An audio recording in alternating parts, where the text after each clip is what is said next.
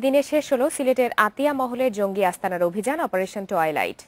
নিহত হয় 4 জঙ্গি, উদ্ধার করা হয় ভবনের 78 বাসিন্দাকে। অভিযান চলাকালে ঘটনাস্থলের 1 কিলোমিটার দূরে 2 দফা বোমা হামলায় নিহত হয় 6 জন।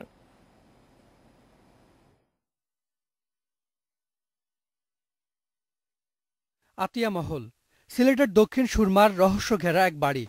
বৃহস্পতিবার রাতে জঙ্গি আস্তানা সন্দেহে বাড়িটি ঘিরে ফেলে পুলিশ। জঙ্গিদের আত্মসমর্পণের আহ্বান জানালেও সাড়া মেলেনি। শুক্রবার সকাল ভবন থেকে পুলিশকে লক্ষ্য করে কয়েক দফা গ্রেনেড ছোড়ে জঙ্গিরা। এরপর ঘটনাস্থলে যায় সোয়াত। পরে যোগ দেয় সেনাবাহিনীর প্যারা কমান্ডোরা। রাতেই শুরু হয় অভিযান। সেনা কমান্ডোদের সহযোগিতা করে সোয়াত ও আইন শৃঙ্খলা বাহিনীর অন্যান্য সংস্থা। শনিবার 5তলা ভবনটির 28টি ফ্ল্যাট থেকে 78 জন বাসিন্দাকে উদ্ধার করা হয়। সরিয়ে নেওয়া হয় আশেপাশের ভবনের বাসিন্দাদেরও। শুরু হয় কমান্ডো অভিযান।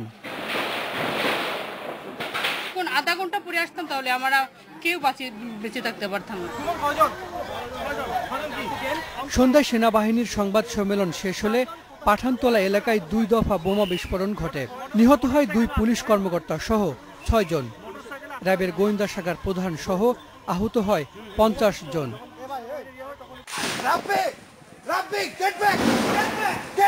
রোববার দিনভর অভিযান শেষে 2 জন জঙ্গি নিহত হওয়ার কথা জানায় সেনাবাহিনী।